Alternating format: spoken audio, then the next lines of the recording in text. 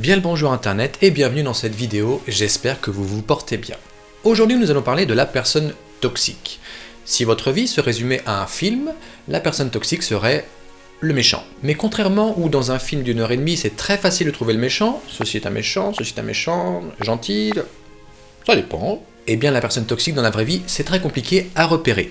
Cependant, elles fonctionnent quasiment toutes pareilles. Comme par exemple, elle va se plaindre constamment et justement, elle va se victimiser. Elle va constamment aussi vous dévaloriser. Elle sera par exemple toujours en opposition. Mais dans cette vidéo, nous allons décortiquer tout ça. C'est parti. Qu'est-ce qu'une personne toxique ? J'ai appelé aussi le masque de normalité. Ces personnes sont source de conflits, provoquent énormément de stress et peuvent même aller jusqu'à faire ressentir un sentiment de mal-être extrême sur ses victimes. La première chose à faire pour s'en prémunir, c'est de les identifier. Je vous propose en sommaire, qu'est-ce qu'une personne toxique, comment les reconnaître, 10 points pour les repérer, quelques clés pour faire face, un témoignage, et bien sûr une conclusion et quelques références. Alors, qu'est-ce qu'une personne toxique ? Christophe Médici nous dit que le mot toxique vient du latin toxicum qui veut dire poison. Les personnes toxiques sont tout simplement des personnes qui nous empoisonnent la vie. Voici une autre définition qui me semble aussi bien expliquer le fondement de la personne toxique. Elle a une tendance à poursuivre impitoyablement son avantage propre, même lorsque cela nuit aux autres ou même dans le but de nuire aux autres pour les personnes très toxiques, tout en ayant des convictions qui justifient ses comportements. C'est le facteur D, un trait commun à toute personnalité malveillante et un but d'elle-même. En gros, les personnes toxiques font prévaloir leur intérêt personnel en se servant des autres et de leur énergie.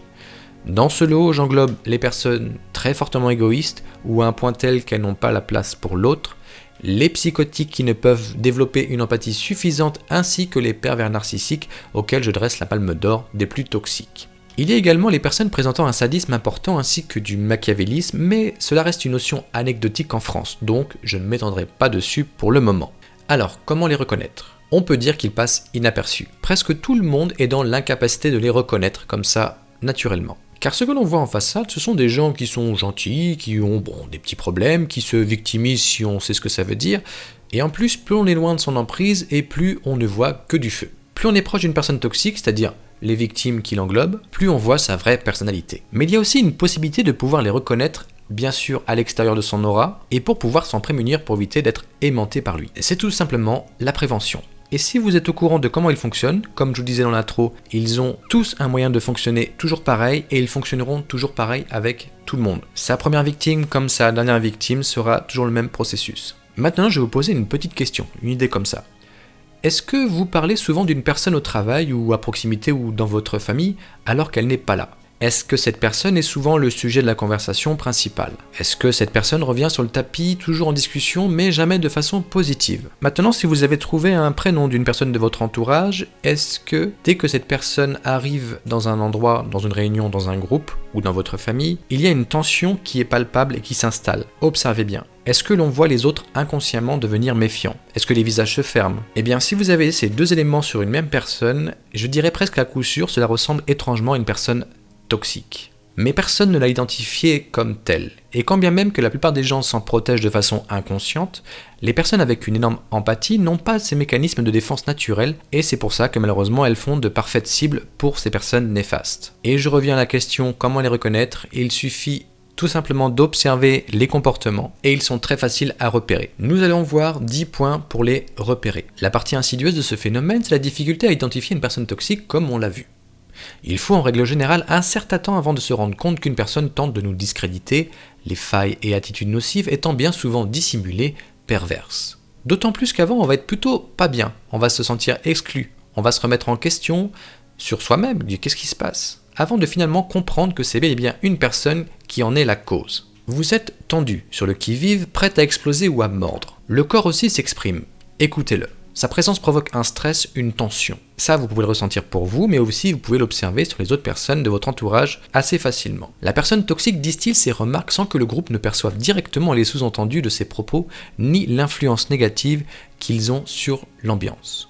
Vous allez par exemple essayer de synthétiser ce qui s'est passé lors d'un événement avec cette personne, et de voir ce qu'il en dégage, est-ce que ça a été positif ou négatif ? Est-ce que cette personne a apporté une solution ? Est-ce que dans son discours, elle était plutôt négative sans être constructif ?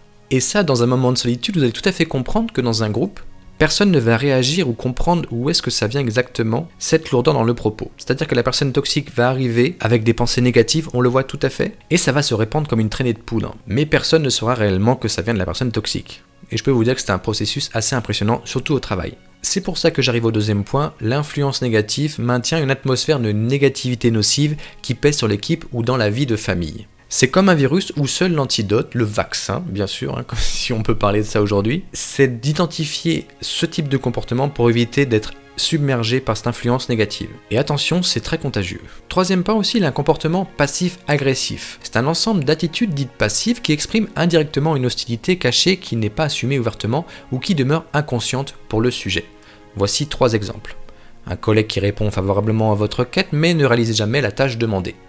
Deuxième exemple, un conjoint toujours sur la défensive.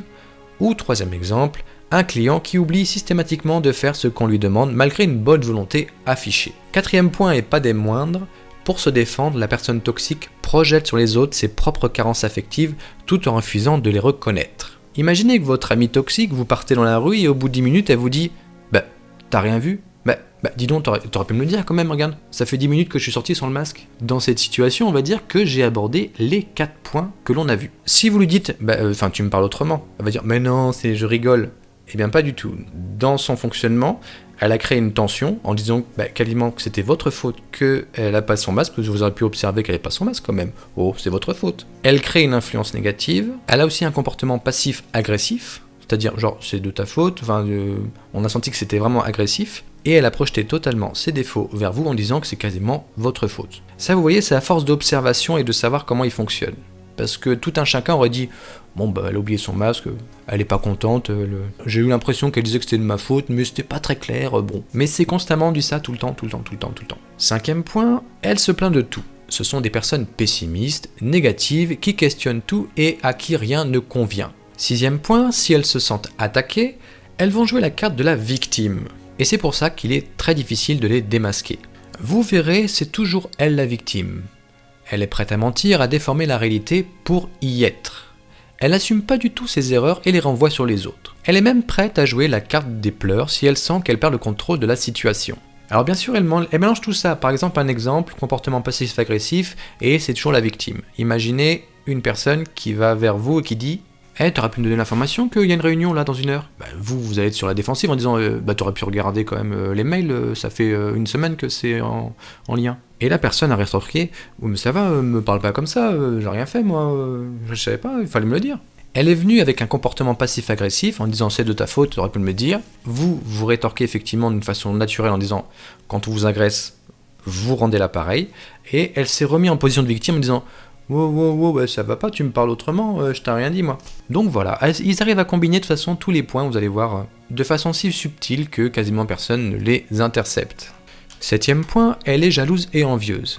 Elle n'a pas d'idées propres, elle va souvent répéter les idées des autres. Et ça, c'est d'une flagrance extraordinaire quand vous commencez à les connaître. Elles sont prêtes même à souvent répéter votre phrase que vous venez de dire à l'instant comme si cela venait d'elle. C'est assez typique et très impressionnant quand on a repéré cela, comme je vous disais. Elle critique constamment, rien ne va jamais. Sauf bien sûr quand elle est écoutée dans son délire de victimisation. Donc comme je vous disais, quand elle se sent attaquée, elle va jouer la carte de la victime.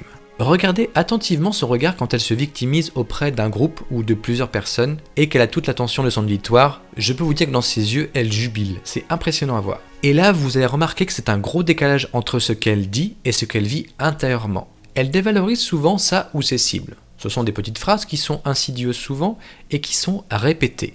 Si vous êtes par exemple de taille inférieure à la moyenne, elle va toujours trouver la petite phrase qui fait mal, répétée pas mal de fois, et bien sûr sous le couvert de « mais non je rigole ». Bah alors t'arrives pas à rattraper ça? T'es trop petite? Mais non je rigole. 10e et dernier point, elle ne se remet jamais en question. Ça, il faut vous le mettre dans la tête, elle ne peut pas changer. Si la personne toxique s'excuse et dit qu'elle va changer, c'est juste pour vous engrener dans un cercle vicieux de manipulation. Ce cercle vicieux est « tout va bien »,« je crée une tension », je crée la crise, je me justifie après avec des excuses, et après on revient à tout va bien. Et c'est tout le temps comme ça, tac, tac, tac, tac. Si par contre elle se détache de sa victime, c'est que la victime a trouvé la force de s'en détacher. Alors voici quelques clés pour y faire face. À force d'observation, vous verrez qu'elle n'a aucune valeur du poids des mots. Elle utilise des mots qui font très mal, comme s'il utilisait le mot bonjour. Voilà, ça n'a aucune espèce d'importance pour elle. La personne toxique ne présente aucune valeur morale. Mais ça, vous le verrez facilement que si vous arrivez à repérer les 10 points. Ces personnes sont jalouses, elles sont prêtes à mentir ou à déformer la réalité. Comme on a vu, elle rejette la faute toujours sur l'autre. Elle feint l'empathie, mais n'a rien du tout cela. Elle n'a aucune idée propre et elle est dans l'opposition constamment. Malheureusement, et ce qui est bien souvent, c'est la victime qui passe pour l'hystérique. Car de par son agitation et ses constantes justifications, elle est montrée du doigt. La personne toxique reste dans l'ombre, préservée des soupçons. Donc attention, il faut surtout réussir à rester indifférent. Il faut le prendre à son propre jeu, mais ne pas l'affronter explicitement, car vous allez peut-être travailler avec lui pendant des années, attention. Montrer que cela nous touche donne la porte ouverte à notre faille. Montrez votre émotionnel que cela vous touche, et il jubilera car il verra que cela vous atteint. Votre objectif, être inattaquable, démontrer que vous n'avez rien à vous reprocher et que les tentatives de déstabilisation formulées en votre encontre ne vous touchent pas. La seule manière de gagner face à une personne toxique est de ne pas jouer. Quand vous aurez pu identifier et compris qu'une personne est toxique, essayez de porter votre attention vers cette personne et essayez de voir comment il ou elle joue. Vous allez voir, c'est un très mauvais acteur ou une très mauvaise actrice. Et rappelez-vous, il n'y a rien de pire pour une personne toxique que l'indifférence à ses attaques.